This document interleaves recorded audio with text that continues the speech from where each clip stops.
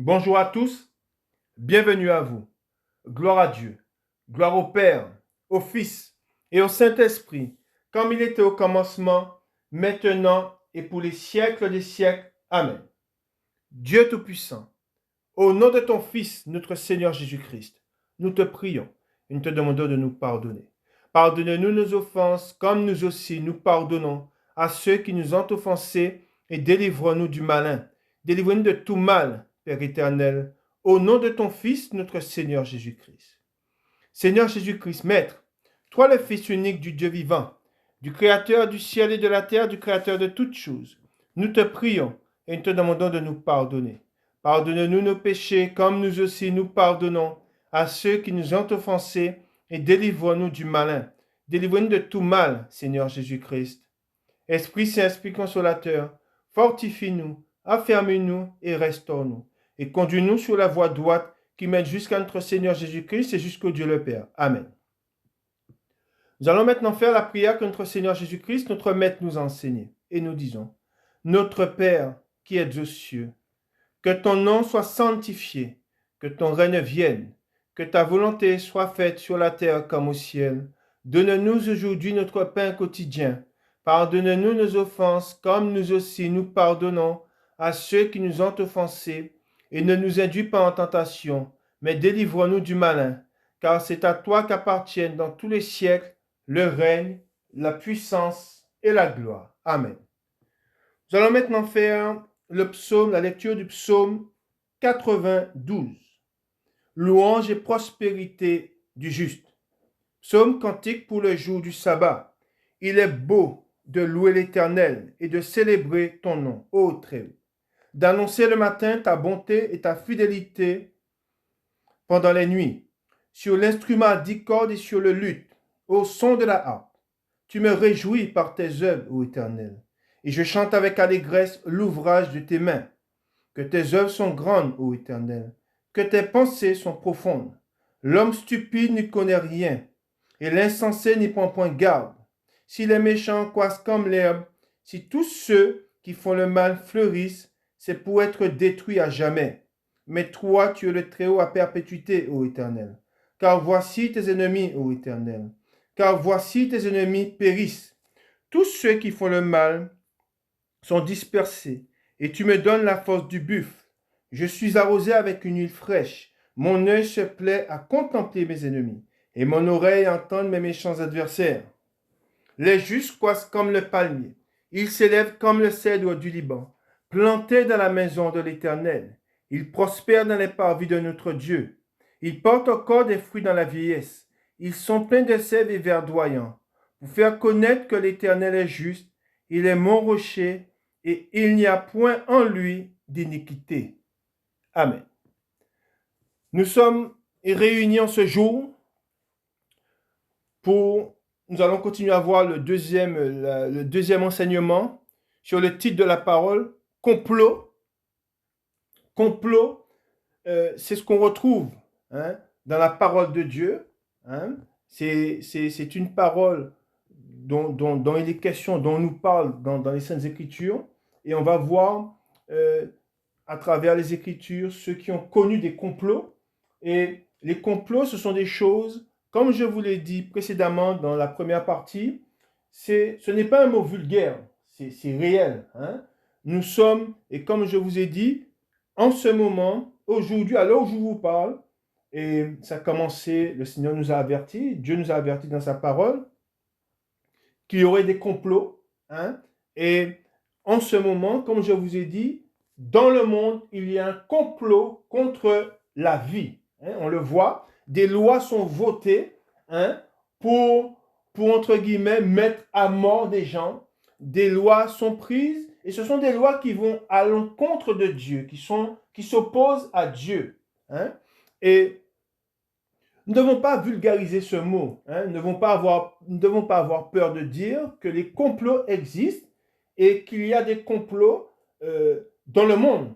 Dans le monde, il y a des complots et comme je vous ai dit, en ce moment, notre génération vit, je dirais, à l'extérieur, dans le monde, il y a plusieurs complots. Et ce sont des complots contre la vie, contre la création de Dieu, hein, il y a des complots, hein, et je dirais, il y a des complots contre l'homme. Hein. Dieu créa l'homme à son image, il y a des complots, hein, pour changer l'ordre des choses. Hein. Ce que Dieu a mis, hein, eh ben, aujourd'hui, nous vivons des complots. Hein, encore une fois, ce sont des complots qui sont contre Dieu. Hein. Et c'est pour cela que je vous ai cité ce verset, hein, dans la parole de Dieu, au psaume 2, ils se sont ligués contre l'Éternel, les rois, hein, de la terre, hein, se sont ligués contre l'Éternel et contre son oint. Hein. Ils se sont ligués contre l'Éternel et contre son oint. Et on voit que le complot qui a été fait à Jésus, hein, on va le voir aussi, il y a eu d'autres complots dans les Saintes Écritures, et c'est un complot qui a porté atteinte à sa vie. Hein. Et c'est pour cela que je dis que c'est quelque chose que nous devons prendre garde. Et nous avons vu dans la première partie les mises en garde, hein, que l'apôtre Paul nous fait. Et aujourd'hui, comme je vous ai dit, les chrétiens ne prennent pas garde. Hein. Beaucoup de ceux qui se disent chrétiens, je dirais, ne prennent pas garde, hein, à ce que la parole de Dieu nous dit. Hein. Nous devons avoir une vigilance envers ceux qui se disent frères, hein, une vigilance envers ceux qui disent vouloir faire partie de nous, hein, et une vigilance aussi de ceux vis-à-vis de ceux qui louent le Seigneur de la bouche, mais quand on gratte un petit peu, hein, on voit qu'ils louent des lèvres, mais du cœur, hein, on voit qu'ils ne sont pas tout entiers, hein, ils ne sont pas de cœur avec Dieu. Hein? Et cela se voit à travers les Écritures. Quand je dis à travers les Écritures, nous voyons que beaucoup de ceux qui se disent, qui se revendiquent chrétiens, ne vivent pas selon les Écritures. Et pour beaucoup, ils ont falsifié. Hein? C'est une mise en garde aussi contre ceux qui falsifient la parole de Dieu. Beaucoup de ceux aujourd'hui qui disent enseigner, eh bien, ils falsifient la parole de Dieu. Et par là, nous savons, hein, qu'ils ne se tiennent pas dans la vérité. Et nous voulons nous tenir dans la vérité. Pourquoi? Pourquoi nous voulons nous tenir dans la vérité? Parce que nous aimons le Seigneur. Amen. Je dis bien, nous aimons le Seigneur. Nous n'aimons pas seulement, nous pas seulement de nos lèvres, hein, mais nous l'aimons de notre cœur. Et comment le chrétien montre qu'il aime son Dieu, son Seigneur? Eh bien, c'est ce que notre Seigneur Jésus-Christ nous dit dans sa parole. Celui qui m'aime, c'est celui qui garde mes paroles. Et il ne falsifie pas la parole de Dieu. Il ne la change pas, hein, pour que ça aille dans son sens, hein, pour que ça lui plaise à lui ou pour qu'il plaise, pour plaire aux autres. Hein. Il reste intègre, hein, il reste ancré dans la vérité. Et c'est pour cela que dans la parole de Dieu, il y a ce passage que j'aime beaucoup, c'est un verset qui dit que le vrai serviteur cherche à honorer celui qui l'envoie. Hein. Moi, je veux honorer Dieu. Et comment puis-je l'honorer si en lui restant fidèle? Hein. C'est restant fidèle à Dieu que nous pouvons l'honorer à travers sa parole. Ne rien changer. Hein? Et c'est pour cela que nous avons cette mise en garde que celui qui bâtit sur le roc prenne garde de la manière dont il bâtit. Hein? Et aussi, il est dit que celui qui a été envoyé, le véritable, celui qui est vraiment envoyé, ne cherche pas sa propre gloire, mais il cherche la gloire de celui qui l'a envoyé. Amen. Et pour cela, il donne les Écritures telles qu'elles sont. Hein? On va tout de suite commencer, on va voir encore quelques mises en garde, hein, qui nous sont données dans les Écritures. Et nous devons faire attention, nous allons voir que nous devons faire attention à ceux qui se disent de notre maison. Hein. Le chrétien aujourd'hui doit faire attention à ceux qui se disent de sa maison, à ceux qui sont au milieu de sa maison. Hein. C'est pour ça que Jésus-Christ nous dit que l'homme aura pour ennemi les gens de sa propre maison. Et à travers les Écritures, comme je vous ai dit, on voit que Jésus-Christ, je dirais, la mort est venue de sa maison. Hein. De ceux qui étaient... la mort est venue de ceux qui étaient dans la synagogue. Hein? Et on voit que dès que Jésus se présenta devant eux et qu'il lui fit, il fit la lecture d'Ésaïe 61, hein, on voit que ceux qui l'ont entendu, hein, ils se sont soulevés. Hein, ils se sont soulevés contre lui et ils ont voulu le précipiter. Hein. Et cela n'est pas venu de l'extérieur. C'est vrai que pour nous chrétiens, le danger, il vient de l'intérieur. Et on va le voir. De ceux qui se disent nos frères. Hein? Et on va le voir à travers les Écritures. Mais, comme je vous ai dit, la première chose, c'est que nous devons regarder à travers la parole de Dieu, dans la parole de Dieu, ce qui est dit sur les mises en garde, les avertissements. Hein? On va tout de suite aller dans la parole de Dieu. et on va continuer à voir ce qui est dit. Amen. Nous allons tout de suite dans Philippiens au chapitre 3. Comme je vous ai dit, nous allons voir les mises en garde. Ce qui est dit, ce que l'apôtre Paul nous dit. Hein? Philippiens au chapitre 3, et nous lisons à partir du verset 1. Lisez et comprenez bien ce qui est écrit, et recevez la parole de Dieu. Il est écrit: Au reste, mes frères, réjouissez-vous dans le Seigneur. Point. Je ne me lasse point de vous écrire les mêmes choses. Et pour vous, cela est salutaire, il est dit. Amen. Je répète. Pour vous, cela est salutaire. Prenez garde aux chiens. Quand on regarde, c'est un terme chien, le petit A, si vous l'avez sur votre Sainte Bible. Chien, terme de mépris à l'égard de ceux dont le caractère et la conduite ne sont pas purs. Amen. Aujourd'hui, dans ceux qui se disent nos frères, il y a des chiens. Amen. Ensuite, il est dit, mais personne ne prend garde. Hein? Parce que tout le monde dit, on dit amen à tout. Hein? Tout le monde, on ouvre ses bras à tout le monde. Dans la parole de Dieu, il est dit, il y a l'apôtre Paul qui parle et qui dit, ne posez pas les mains avec précipitation. Hein? C'est écrit dans la parole de Dieu qu'il ne faut pas imposer les mains avec précipitation. Il faut examiner. Hein? Aujourd'hui, on n'examine plus. On ne fait pas attention. Hein? Ensuite, il dit, prenez garde aux mauvais ouvriers.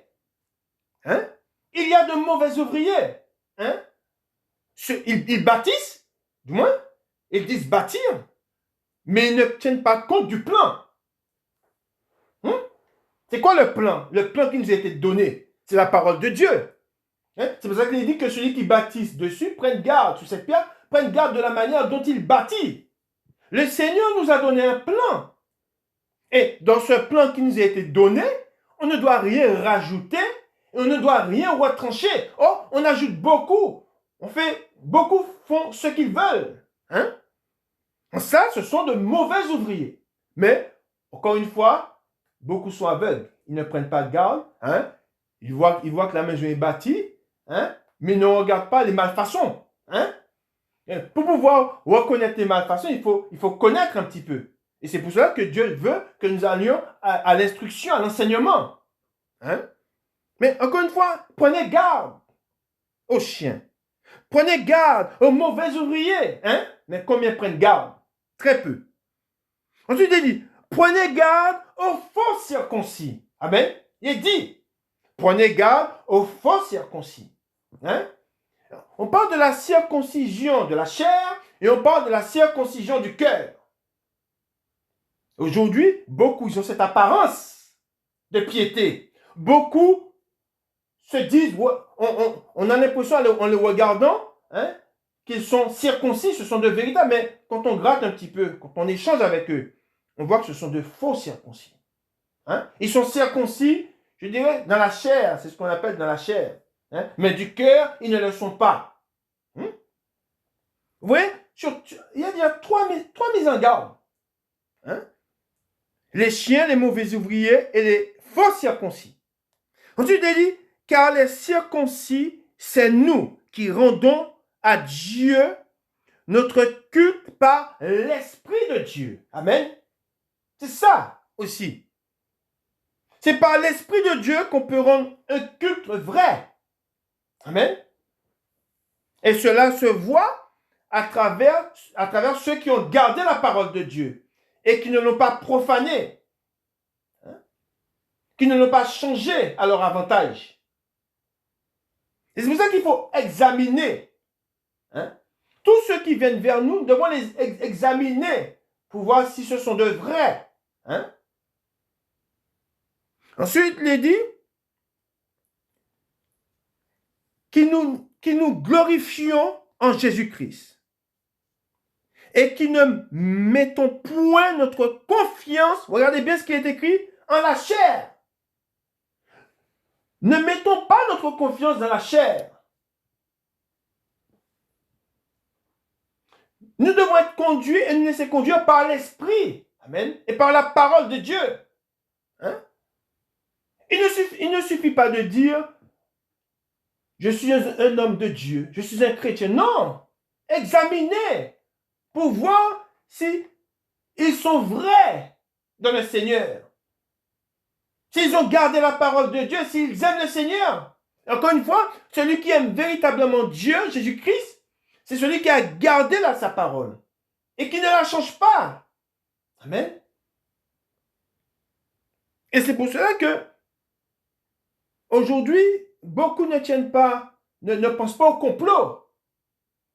Et beaucoup ne pensent pas que le complot vient d'abord de l'intérieur. Hein? Et aujourd'hui, il y a un complot contre les véritables chrétiens. Hein? Et encore une fois, le diable a infiltré l'Église. Hein? On se rappelle que Judas, il faisait partie des 12, mais c'était un démon. Hein? Mais Jésus le savait. Amen. De même, aujourd'hui, Jésus-Christ nous avertit. Dieu nous avertit à travers sa parole. Donc, prenez garde. Aujourd'hui, il n'y a point de mise en garde. Tout le monde est bon, tout le monde est beau, tout le monde, ils sont tous nos frères. Hein? À quoi que les enfants du diable ne sont plus là? Ils ont disparu. Oh, ils sont là. Et nous les reconnaissions à leurs fruits. Amen. Mais c'est pour cela que nous devons les examiner. Nous continuons dans la parole de Dieu. Nous allons lire un passage et je vais m'arrêter sur les points, on va dire, je vais vous soulever les points qui nous concernent, d'accord? Qui concernent le sujet d'aujourd'hui. En fait, dans un premier temps, comme je vous ai dit, nous sommes en train de voir les mises en garde, les avertissements, la prudence qui nous est demandée à travers les Écritures. Et ensuite, nous allons voir les complots. D'accord? Mais, premièrement, on voit que les mises en garde qui nous sont données, hein, nous devons en tenir compte. Hein, nous devons les prendre et faire attention. Hein. Et encore une fois, la parole de Dieu, nous sommes dans les ténèbres, la parole de Dieu nous éclaire. Hein. C'est par la parole de Dieu que nous pouvons marcher. Et c'est par son esprit. Hein. Nous allons dans les Écritures, nous allons dans Tite, au chapitre 1, et nous faisons la lecture à partir du verset 5. Nous lisons. Alors le titre, chargé d'organiser l'église de Crète. Je t'ai laissé en Crète afin que tu mettes en ordre ce qui reste à régler et que selon mes instructions, tu établisses des anciens dans chaque ville. S'il s'y trouve quelque homme irréprochable, mari d'une seule femme, ayant des enfants fidèles, qui ne soit ni accusé de débauche, ni rebelle, car il faut que l'évêque soit irréprochable, comme économe de Dieu, qu'il ne soit ni arrogant, ni colérique, ni adonné au vin, ni violent, ni porté à un gain honteux. Et on voit, juste une parenthèse, on voit à travers ce que l'apôtre Paul dit à Tite, dans beaucoup d'assemblées, on voit que ceux qui sont dans les assemblées ne prennent point garde à ces choses-là. Hein? Le prédicateur, celui qui se nomme prédicateur, il peut être marié, divorcé, il se remarie, hein? Il traîne derrière lui des poubelles, hein? Mais personne ne prend garde. C'est normal, c'est un homme de Dieu. On laisse faire. On voit que aujourd'hui, les assemblées se sont écartées de ce qui était donné par l'apôtre Paul à Tite. Hein? Mais je vais vous dire ce qui nous concerne. Ensuite, il dit au 8. Mais qu'il soit hospitalier, ami des gens de bien, modéré, juste, saint, tempérant, attaché. Regardez bien ce qu'il est dit. Attaché à la vraie parole telle qu'elle a été enseignée, afin d'être capable d'exhorter selon la saine doctrine et de réfuter les contradicteurs. Amen. Et c'est pour cela que nous devons être attachés à la sainte doctrine. Hein, et tenir compte, hein, des mises en garde, hein, afin de discerner qui se tient dans la vérité et qui ne se tient pas dans la vérité. Hein. Ensuite, il est dit, et regardez bien ce qui est écrit au 10. Et c'est pour cela que nous devons faire attention à ceux qui sont au milieu de nous, hein, ou à ceux qui se disent chrétiens, frères. On dira qu'ils sont circoncis, hein, comme à l'époque des Juifs. Hein. Mais regardez bien ce qu'il est écrit. Il y a en effet, surtout parmi les circoncis. Bon, on peut dire, c'est comme si on disait parmi les chrétiens. Beaucoup de gens rebelles, de vains discoureurs et de séducteurs auxquels il faut fermer la bouche. Ils bouleversent des familles entières, enseignant pour un gain honteux ce qu'on ne doit pas enseigner. Amen. On s'arrête là. Est-ce que vous avez vu ou pas? Il dit, enseignant pour un gain honteux. On le voit aujourd'hui. Combien prennent garde à ça? C'est un homme de Dieu, il n'y a pas de problème. Il est homme de Dieu. On ne gratte plus. On n'éprouve plus. On ne parle plus. On ne confronte pas aux Saintes Écritures. Oui, mais tu me parles de ça, mais dans la parole de Dieu, voilà ce qui est écrit. Il faut confronter. Or, aujourd'hui, non. Le livre, on le met de côté. Ils détiennent tous la vérité. Mais on se rappelle de ce qui est écrit dans la parole de Dieu.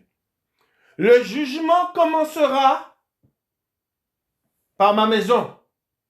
Dieu va commencer le jugement parmi ceux qui se disent chrétiens. Parmi ceux qui se disent de sa maison. Et c'est pour cela que nous devons faire attention. Avançons avec prudence. Examinons ce qu'il se dit. Et devons toujours brandir la parole de Dieu. Car c'est ce fondement que nous avons été fondés. Nous avons été tirés du rocher. C'est pour ça que Jésus-Christ dit, ils baptisent, mais ils ont rejeté la pierre angulaire, la première. Beaucoup baptisent, mais sans la parole de Dieu. Et c'est pour cela que nous ne devons pas agir de la sorte. Nous savons l'amour. Nous savons l'amour que nous avons pour le Seigneur. Et cet amour se traduit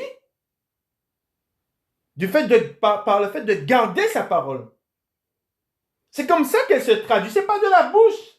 Ce n'est pas de crier Seigneur, Seigneur, de dire Seigneur, de lui chanter des louanges, de dire je t'aime et rejeter le plus important. C'est ça aussi. Et c'est pour cela que, encore une fois, beaucoup sont pris et je dirais, alors oui, cela peut nous attrister, mais le Seigneur, je dirais, le Seigneur le savait, cela ne doit pas nous attrister. Ils sont pris parce qu'ils ont rejeté la pierre angulaire. Ils sont pris parce qu'ils ont rejeté la vérité. Mais s'il y a des complots contre nous, car il est question de complot, nous qui sommes fidèles, nous serons délivrés. Le complot ne viendra pas de Dieu, ne vient pas de Dieu. Mais Dieu prépare la délivrance. Il est normal qu'il y ait des complots. C'est normal. Car nous n'avons pas tous le même esprit. Alors, recevons la parole de Dieu, gardons-la et aimons le Seigneur. Quand je dis aimons le Seigneur, gardez ses commandements, gardez sa parole. C'est seulement en gardant la parole de Dieu que nous l'aimons véritablement. Sans rien changer. C'est pour ça qu'il dit, nous avons lu au verset 9, il est dit, attachez à la vraie parole, telle qu'elle a été enseignée. Amen, c'est ça. Amen. Nous continuons dans la parole de Dieu. Nous continuons dans la parole de Dieu. Nous allons dans Matthieu au chapitre 10 et nous lisons à partir du verset 34. Matthieu chapitre 10, le verset 34. Nous lisons.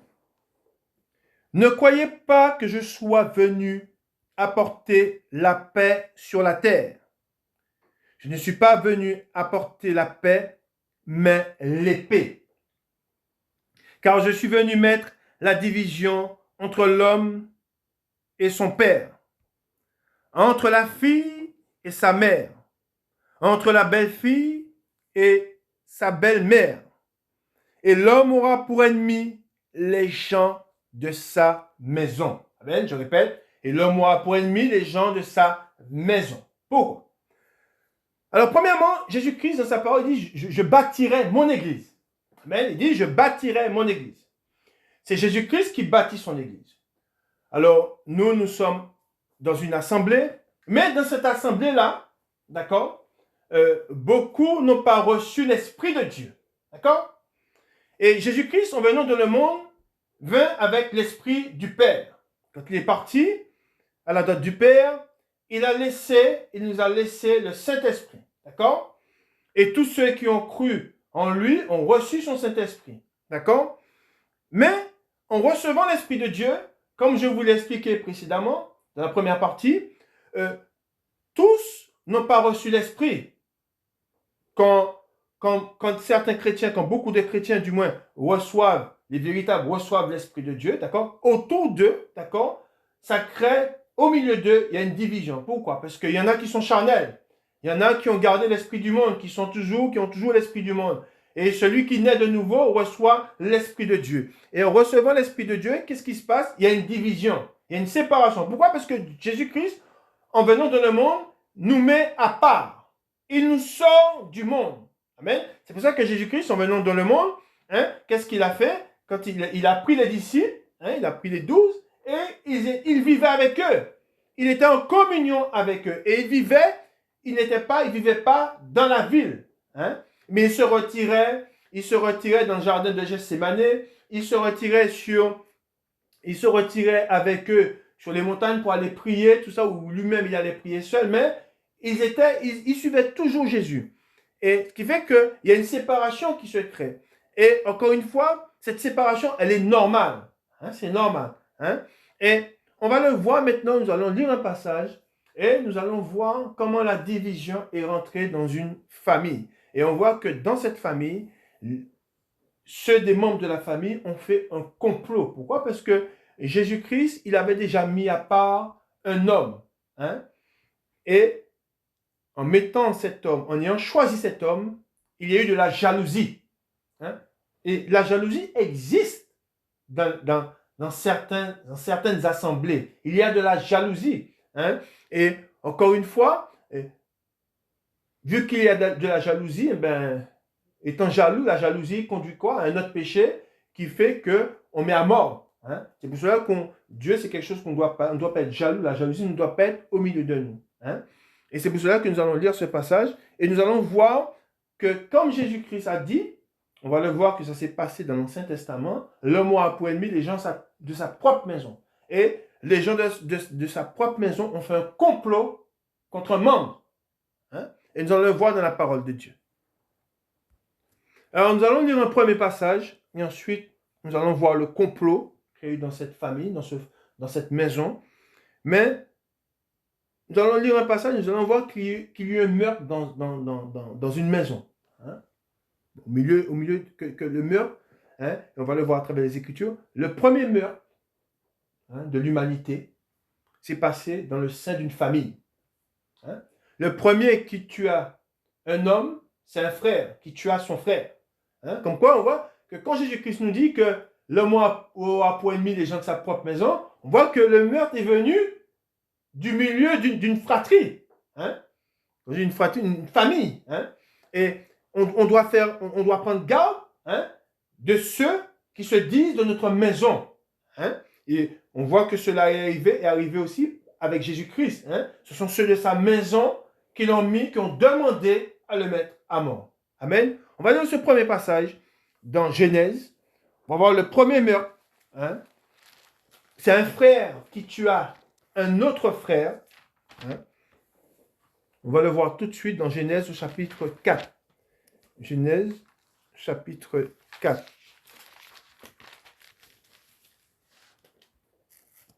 Nous lisons. Genèse, chapitre 4. Caïn et Abel.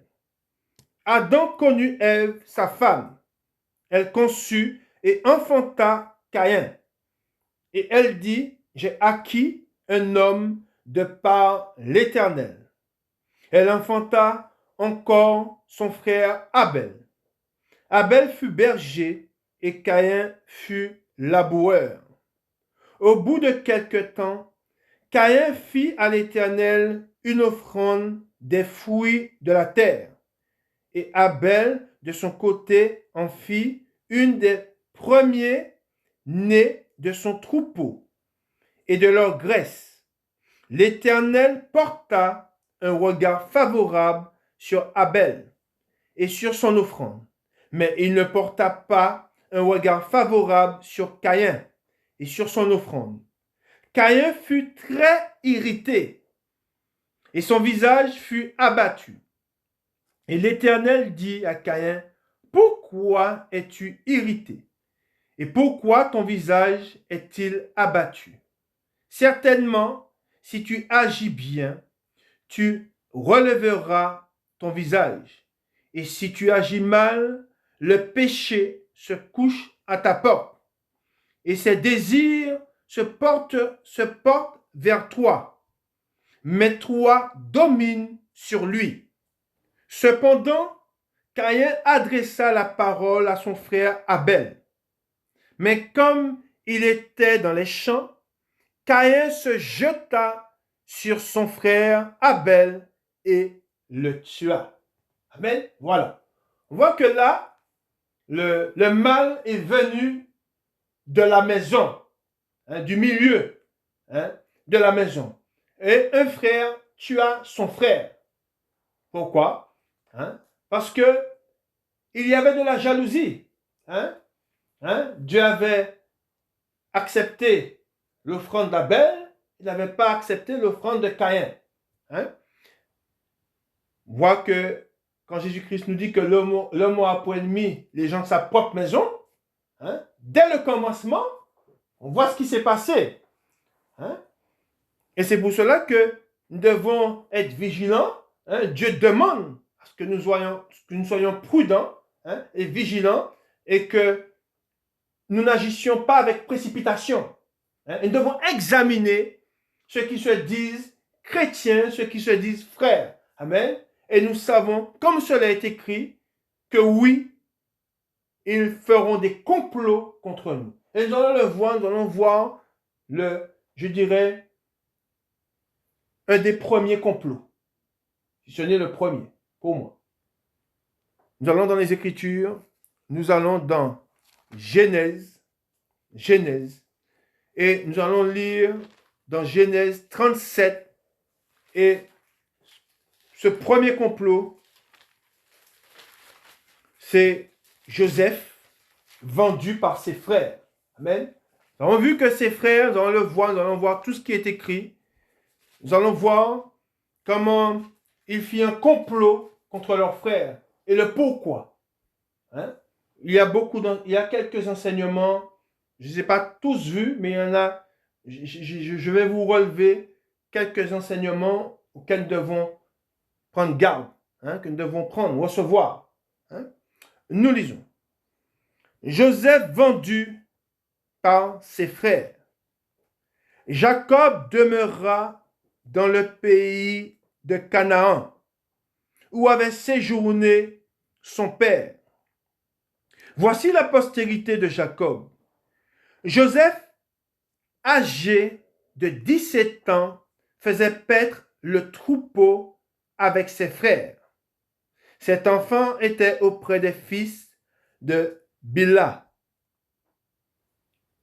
et des fils de Zilpa, femme de son père. Et Joseph, regardez bien ce qu'il est dit. Et Joseph rapportait à leur père leurs mauvais propos. Et qu'il ne faisait pas, ses frères n'agissaient pas bien vis-à-vis du père. Et Joseph rapportait les mauvais propos des frères. Ensuite, il dit, Israël, regardez bien ce qu'il est dit.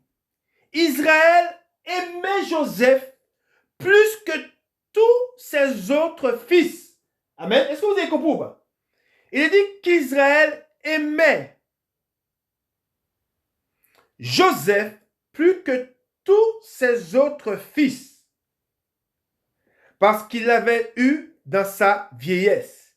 Mais dans Jacques, au chapitre 4 et au verset 5, nous allons revenir au passage, nous allons voir, vous allez voir ce qui est écrit, et je vais vous lire, vous allez lire ce qui est écrit, et retenez bien quand il est dit, Israël aimait Joseph. Dans Jacques, au chapitre 4, au verset 5, il est écrit, dans Jacques, au chapitre 4, le verset 5, croyez-vous que l'Écriture parle en vain? C'est avec jalousie que Dieu chérit, il est dit, l'esprit qu'il a fait habiter en nous. Vous avez vu qu'il est dit qu'il chérit l'esprit qu'il a fait habiter en nous. Et c'est pour cela qu'il est dit, comme je vous ai dit, dans Genèse 37, on relit à partir du verset, on est à partir du verset 3, Israël aimait Joseph plus que tous ses autres fils. Hein? Et c'est pour ça que Dieu, en faisant son esprit venir en nous, il nous chérit. Pourquoi? Parce que son esprit vit en nous. Amen. Ensuite, il dit, parce qu'il l'avait eu dans sa vieillesse. Et il lui fit une tunique de plusieurs couleurs. Mais regardez le fait que Israël aimait Joseph plus que ses autres frères.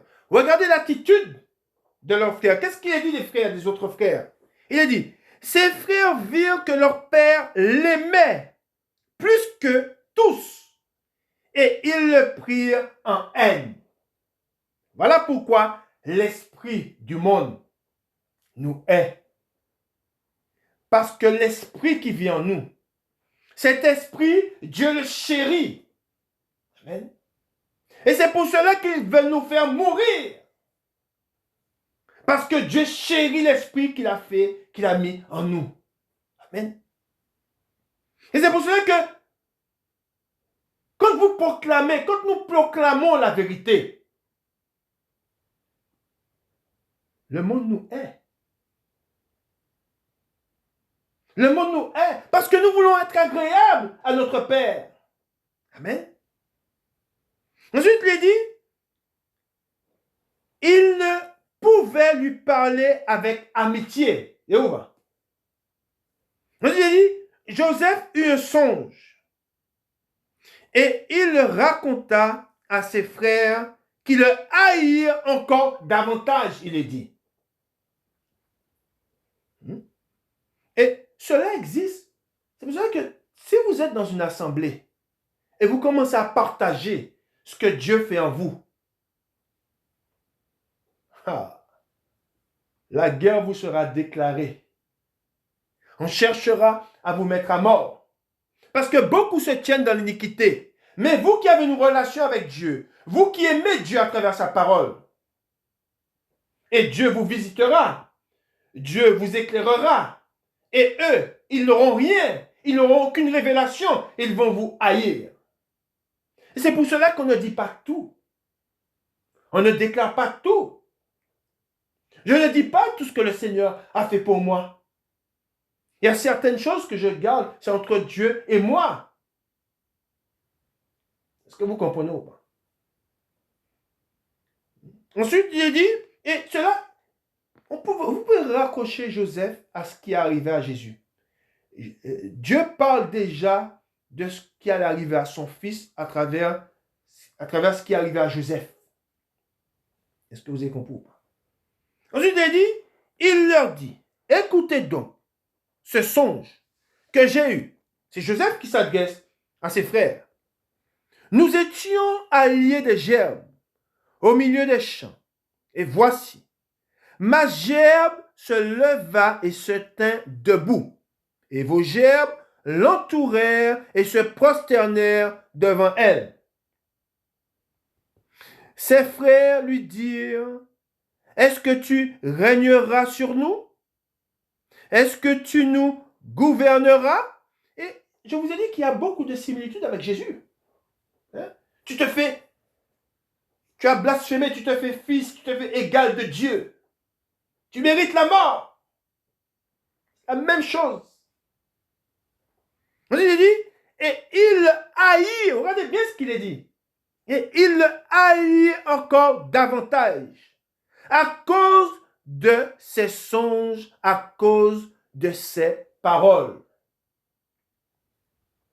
Il y eut encore un autre songe. Et il le raconta à ses frères. Il dit, j'ai eu encore un songe.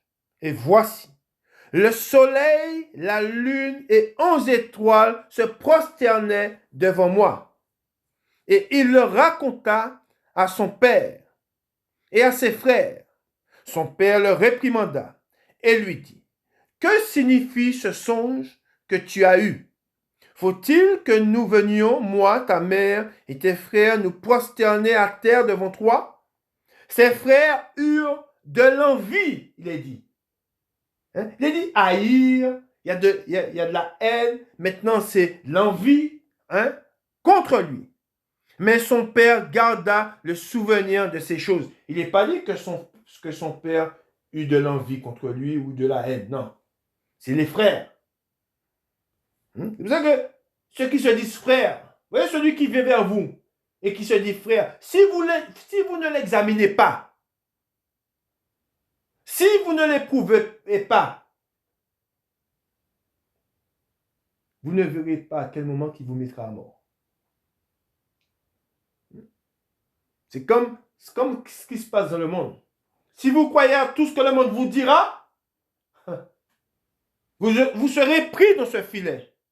Comme beaucoup ont été pris dans le filet qu'il y a eu il y a 4-5 ans. Vous voyez de quel sujet dont je parle. Beaucoup ont été pris dans ce filet. Ils ont cru au mensonge. Ensuite, il dit, les frères de Joseph étant allés à Sichem pour faire paître le troupeau de leur père. Israël dit à Joseph, tes frères ne font-ils pas paître le troupeau à Sichem? Viens, je veux t'envoyer vers eux. Et on se rappelle de la parabole que Jésus a racontée à ses disciples. En parlant du vigneron qui avait une vigne et qui envoya ses serviteurs. Ensuite, il envoya son fils. Et bien là, on voit que Israël, il avait confiance en son fils. Puisqu'il savait comment les autres frères ils étaient.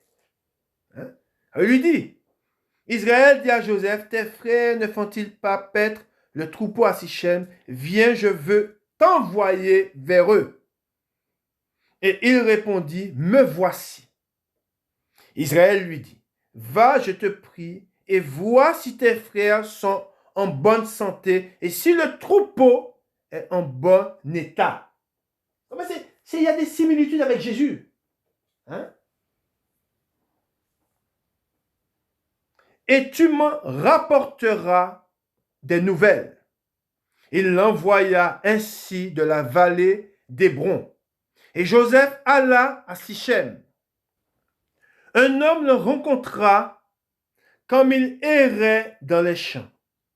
il le questionna en disant, « Que cherches-tu » Joseph répondit, « Je cherche mes frères. Dis-moi, je te prie, où ils font paître leurs troupeaux. » Et l'homme dit, « Ils sont partis d'ici, car je les ai entendus dire, allons à Dothan. » Joseph alla après ses frères, et il les trouva à Dothan.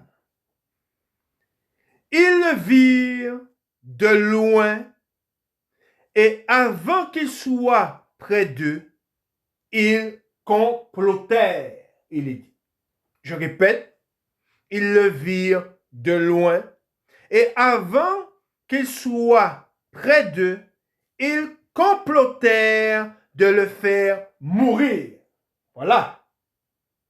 Le complot et les complots sont réels. Ce n'est pas un mot vulgaire. C'est un mot qui existe et beaucoup le sont. Beaucoup font des complots dans le monde et au sein des assemblées.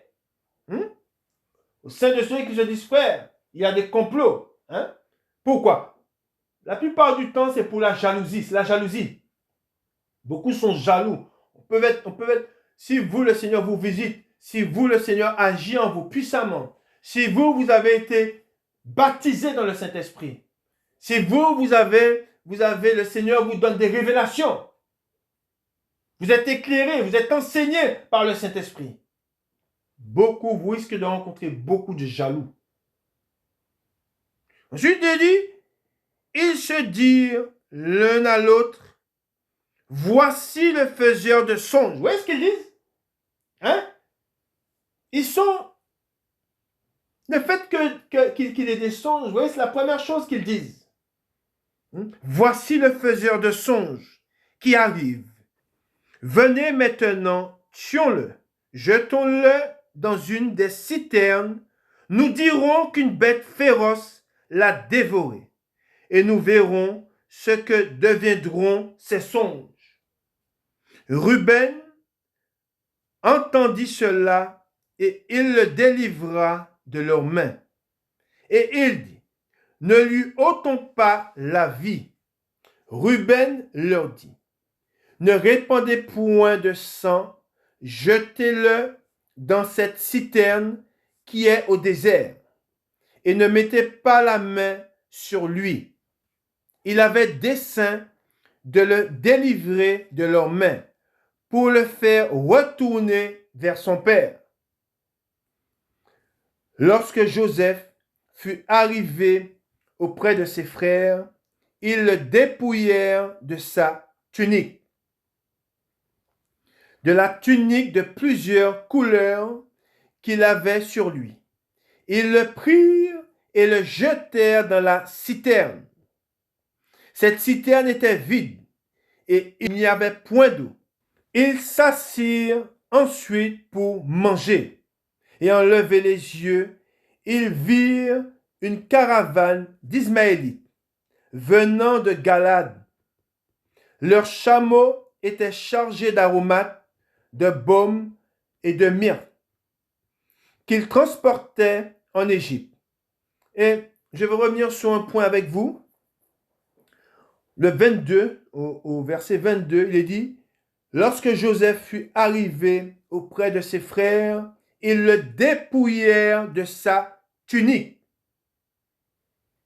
de la tunique de plusieurs couleurs. Et ça nous rappelle Jésus. Comme je vous ai dit, il y a plusieurs similitudes dans ce qui arrivait à Joseph. Il y a plusieurs similitudes avec Jésus-Christ, notre Seigneur, à qui on prit la tunique et qu'on tira au sort. Ensuite, il est dit, au 26, on continue. Alors, Judas dit à ses frères, que gagnerons-nous à tuer notre frère et à cacher son sang? Venez, vendons-le aux Ismaélites et ne mettons pas la main sur lui, car il est notre frère, notre chair. et ses frères l'écoutèrent. Au passage des marchands madianites, ils tirèrent et firent remonter Joseph hors de la citerne. Et ils le vendirent pour 20 cycles d'argent aux Ismaélites qui l'emmenèrent en Égypte. Et on se rappelle que Jésus aussi fut vendu. Hein? Jésus fut vendu par Judas, hein, à qui on donna 30 pièces. Hein? On voit qu'il y a encore, comme je vous dis, il y a beaucoup de similitudes. Amen. Nous continuons au 29. Ruben revint à la citerne, et voici, Joseph n'était plus dans la citerne. Il déchira ses vêtements, retourna vers ses frères et dit, l'enfant n'y est plus, et moi, où irai-je? Ils prirent alors la tunique de Joseph, et ayant tué un bouc, ils plongèrent la tunique dans le sang. Ils envoyèrent à leur père la tunique de plusieurs couleurs, en lui faisant dire, voici ce que nous avons trouvé, reconnais si c'est la tunique de ton fils ou non. Jacob l'a reconnue et dit, c'est la tunique de mon fils, une bête féroce l'a dévorée. Joseph a été mis en pièces et il déchira ses vêtements, il mit un sac sur ses reins et il porta longtemps le deuil de son fils. Tous ses fils et toutes ses filles vinrent pour le consoler. Mais il ne voulut recevoir aucune consolation. Il disait, c'est en pleurant que je descendrai vers mon fils au séjour des morts. Et il pleurait son fils. Amen. Et ensuite, au 36, il est écrit, les Madianites le vendirent en Égypte à Potiphar, officier de Pharaon, chef des gardes. Amen. On s'arrête là. Pour ce chapitre, on voit qu'on parle, il est dit, ils complotèrent. Ils étaient jaloux de lui. Hein, et de même que ses frères ont été jaloux de lui et l'ont livré. Hein, parce que Dieu le visitait. L'Esprit de Dieu reposait sur Joseph. Pourquoi? Parce qu'il était, il était agréable à son père qui connaissait Dieu, qui servait Dieu, et étant agréable à son père, il était agréable à Dieu. Dieu savait il se tenait dans la vérité. Il rapportait les mauvais propos que ses frères tenaient sur son père. Joseph rapportait tout cela au père et son père, il avait confiance en lui. Et il est dit, comme je vous l'ai dit, et il l'aimait plus que ses autres fils. Amen. Et je vous ai parlé de ce verset où il est dit que Dieu chérit l'esprit qu'il a fait habiter en nous. Amen. Et c'est pour cela que le monde nous hait. Et c'est pour cela que ceux qui sont, je dirais, charnels, qui ont l'esprit du monde, ils nous haïssent. Ils nous haïssent pour les bénédictions. Ils nous haïssent pour les dons. Et pour cela, ils nous feront la guerre et ils chercheront à nous faire mourir. Et c'est pour cela que Jésus-Christ nous dit, nous ne serons pas mieux traités. S'ils l'ont haï, pourquoi? C'est le même esprit. S'ils l'ont haï, s'ils l'ont mis à mort, ils nous mettront à mort. Et on avait lu ce passage où il dit que beaucoup se joindront à eux par hypocrisie.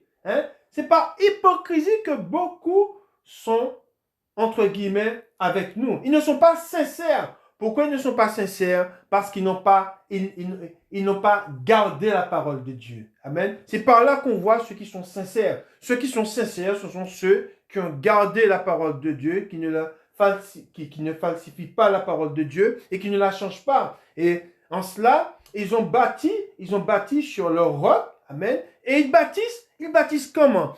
Ils bâtissent selon le plan qui leur a été donné. On parle de mauvais ouvriers. Je vous ai dit que le mauvais ouvrier, vous pouvez faire appel à un ouvrier pour vous faire bâtir votre maison. Vous pouvez bâtir quelque chose d'autre. Mais s'il ne tient pas compte du plan, si vous lui donnez un plan, et il ne tient pas compte du plan, c'est quoi? Un mauvais ouvrier. Il peut se dire bon ouvrier, professionnel, mais au final, s'il ne tient pas compte du plan, tu n'as pas tenu compte du plan, tu es un mauvais ouvrier. Amen. Et nous voulons et nous devons être de bons ouvriers. Le bon ouvrier, c'est celui qui garde le plan. Amen. Nous continuons dans la parole de Dieu. Ils peuvent faire des complots.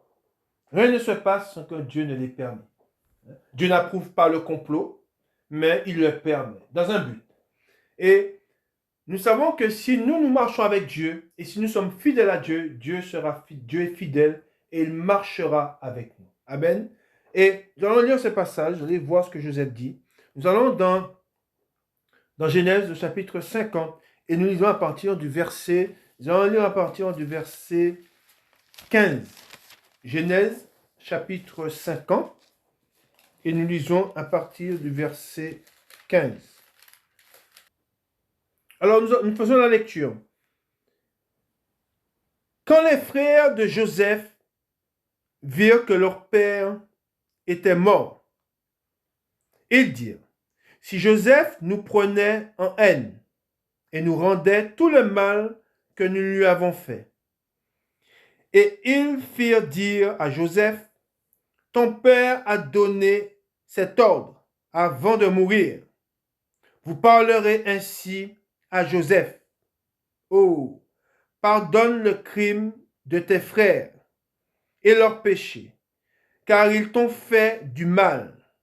Pardonne maintenant le péché des serviteurs du Dieu de ton père.